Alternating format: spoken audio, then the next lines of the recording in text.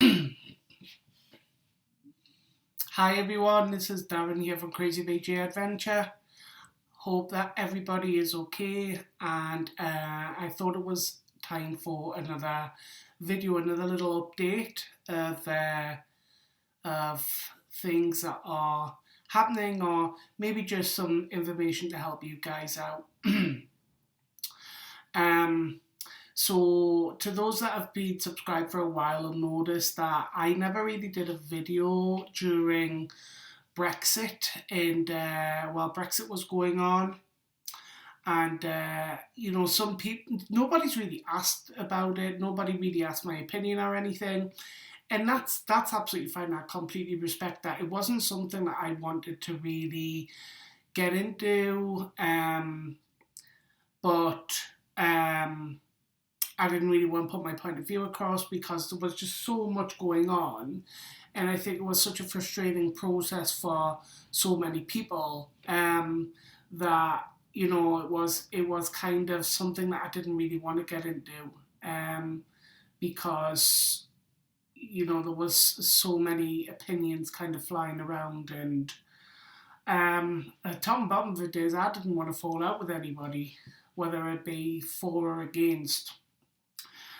If people really want to know what I supported, is that I supported Remain, and the only reason that I did support Remain, it might be of a selfish nature of my own accord, however you want to say it, but as part of the existing agreement, one of the things we have is the freedom of movement. Um, which means that I live and work here in Bulgaria, even though I'm a British citizen, and that right is now being removed. So, not saying I want to do, but if I wanted to move to somewhere like Spain or Sweden or Germany, for instance, that that was still a possibility, but it wasn't as easy as what it was. Um, and as I say, it's not to say that I'm going to do that, but it might have been something that I might have considered in the future, which is now not the case. But anyway, that is just me personally. That was what I had wanted. That was one of my reasons, and I respect that the overall majority, and the vote on for leaving. That's fine. I'm happy with the life that I've got, happy with the way that things are at the moment. So it's making use of the situation that I'm in now. But one of the things that I actually wanted to talk to people about in this video is somebody commented today to say, on my last video about the garden, was what happens now? Are you going to get kicked out of Bulgaria? And it made me laugh. It really did. Um, because I wonder if some people do think that. I wonder if some people think, all right, now Brexit's happened, what happens? Do you have to leave the country? And that's not the case at all. It's not. About a year ago now, I got to meet with the deputy British ambassador, who came to the local town closest to us, and they had a very informal meeting. And I say informal that they were kind enough to come and see a lot of the expats, but they couldn't really give any information because they didn't know themselves what was going on. Everything was still up in the air. And all that we could do is we could ask about, things like, well, what happens with our residency? What happens with healthcare? Things like even driver's licenses. What do we need to do in regards to that? So it was all like kind of more informal on that part, that we were able to get some more information. But one of the things that we were told is that there was an agreement that was going in place where Bulgaria was going to look to mirror what the UK was saying. So the UK had basically said that anybody from the European Union living in the UK were going to be able to apply for a settled status, and that it would be honoured. And basically Bulgaria was going to look to mirror the same as what the UK was doing. So they said, you know, we don't have any problem with British people living here. We very much welcome British people living here, and we want very much for that to continue. We don't want them to feel that they have to leave. So that got kind of cemented with documents, and things were put into place where we were told, you know, whenever Brexit does happen, you know, you don't have to worry about your residency. I think all that we have to do is, I'm not sure if it's by December this year or December next year, that we have to go back to immigration and we have to change the residency to a non-EU national. But otherwise, everything else is still upheld. We don't need to apply for any visa or anything like that. It's just a case of, it's a straight swap. It's some sort of system that's being put in place for British people. So some people might be thinking, you know, that have they missed the boat? You know, like, is it too late to move to Bulgaria? And they might hear different things. One thing that I've been reading on some of the expat groups is that people are saying, well, don't worry about it because I applied for residency way back before Bulgaria joined the EU. And that's fair enough. There was only one slight problem, is that Bulgaria wasn't in the EU. So now, because it is, they'll tend to go along the same lines as what the EU does. So the EU within itself is all about the freedom of movement. So anybody who is from a non-EU country will have to go normally down the route of applying for a visa. Some sort of visa, whether it be a work visa, a tourist visa, or whatever. They'll have to go down that route, whereas that wasn't the case of within the EU if you were an EU national. But however, to those that are still thinking of wanting to move here, you have not missed the opportunity. Even if you were seriously considering and you thought, right, I want to apply, but I'm not going to be moving kind of this year, that's absolutely fine as far as I know, but you only have until December of this year in which to apply for a residency. So how I applied for my residency, and this should more or less be the same, although I cannot 100% guarantee, is that I took along a translator with me. We filled out all the relevant paperwork, and I needed to have a proof of income. Now, the proof of income is not the same nationwide, and that's again through reading on groups.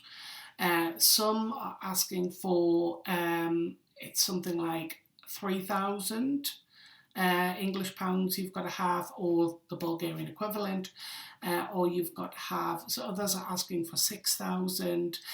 Really what it would be a good idea is, if you know the area that you're looking to apply to, is to contact some people within that area and find out what the amount is that you actually have to have in the bank. Of course, on top of that, if you're going to be self-employed and you've got proof of that, you know, you can use that. Or if you've got a job, a guaranteed job, then you can obviously give them the information to do with the job, and that's going to be more than sufficient for them. You have to have proof of an address.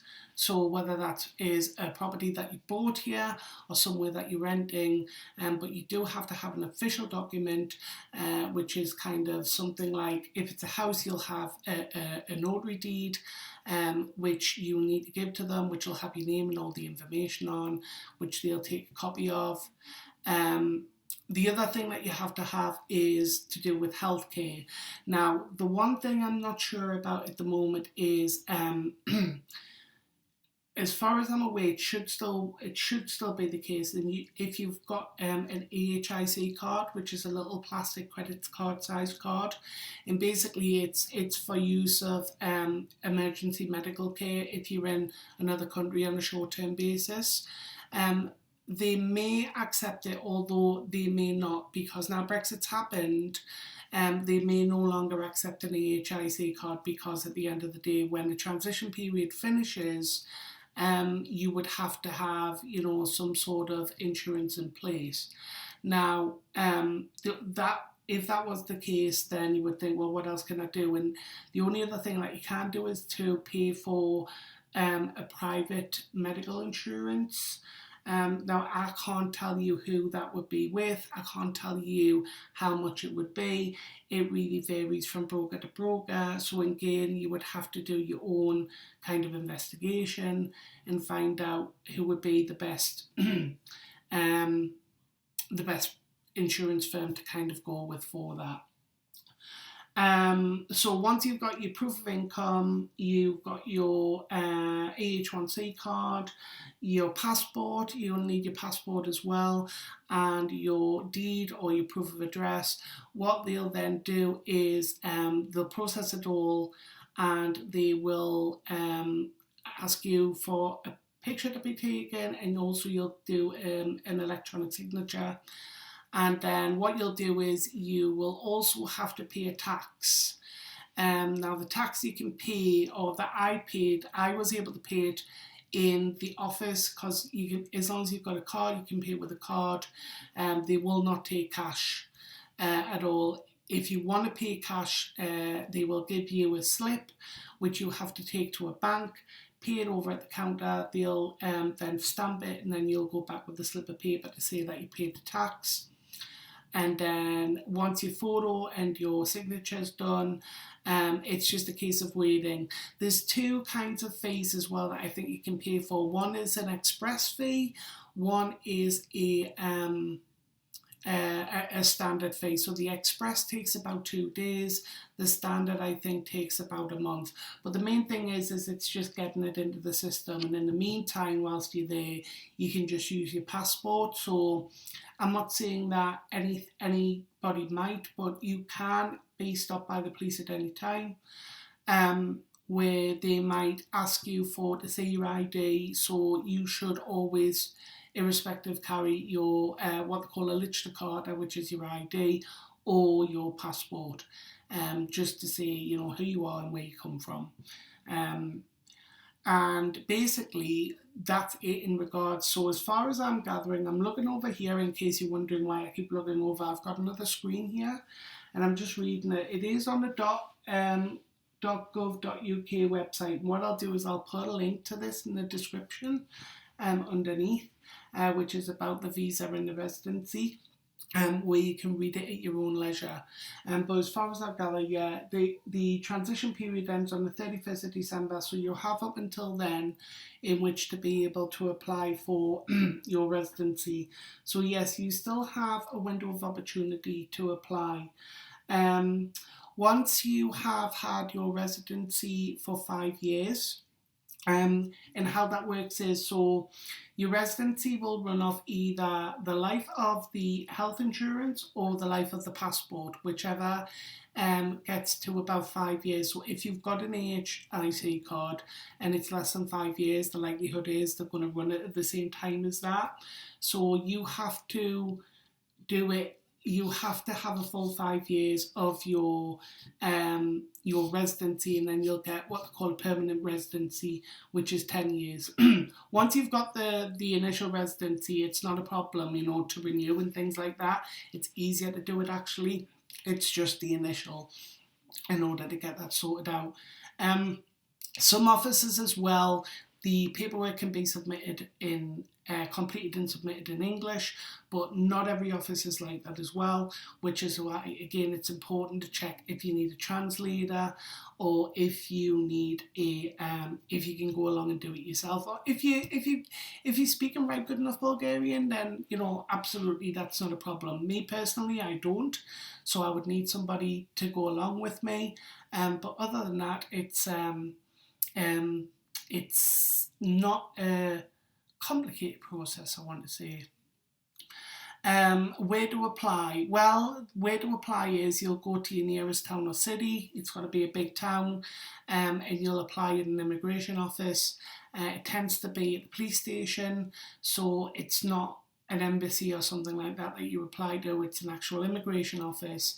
You know, it's kind of, ours was just this little window, and you kind of spoke to them and they spoke to you, and then they give you the forms and you just fill them all in and then give it back, and they'll check it all over and then tell you whether they're happy with it or not, and then they'll tell you when to come back for it. So it's not a complicated process. You just need to make sure that you have everything that you need. And please, please, please, please, please make sure as well that you do have everything you need, because if you don't, they will not accept it. They will not accept it if you don't have your passport, your proof of address, proof of income, and your healthcare. It's really got to be those 4 things in order to get the residency. So yeah, I just really wanted to kind of go through that video just to let you guys know. So I'm okay, you know, I'm not going to be going anywhere. You know, my residency's fine. I do have to renew it, but I don't need to worry about that just yet. Transition period's not over. But yeah, so on to new beginnings, you know. I'm not planning on moving back to the UK anytime soon. I'm not planning on moving anywhere else. I'm happy where I am. As you can see from the previous video, the garden's just been cleared. It's massive. So we've got a lot to do on that this year, which it's just going to be grass and bushes and flowers and things like that. I would have went down the vegetable growing route, and we're still going to, but only on a very small scale, and it's just purely because I haven't got the time, and also vegetables are widely available here, and they're reasonably priced, especially if you go to a place like the market. And the happiest day of my life as well, just goes to show how sad I am, but they recently just started selling the vegetable called swede. We call it turnip. And some people might be going, well, what's the big deal in that? And I'll tell you what, it is a big deal when you couldn't get it for like so long, and then all of a sudden they started selling it, and you add it to your roast, you know, your roast dinner on a Sunday, and it really does, it makes all the difference. So it's just little things like that, you know, that just, it just makes it, oh, phone's gone off there, just makes it all the more worthwhile. But that's everything from me, guys. So I hope that was a bit informative. Please feel free to ask any questions, you know. Remember, there's a link that I'm going to put there which is going to answer a lot of them as well anyway. If you like this video, please feel free to subscribe as always, and thanks everybody for your ongoing support. I really appreciate it. You know, if you're undecided, what I would say is come to Bulgaria, have a good look round, you know, get to meet some people, get talking to people, you know, make a decision for yourself. But that's just got me thinking about another video, but I'm not going to come on to that video just yet. I'll wait for just a little while. So that's everything from me, guys. So have a wonderful week. It's Monday here. And I will catch up with you all again very soon. Until next time, everyone. Bye for now.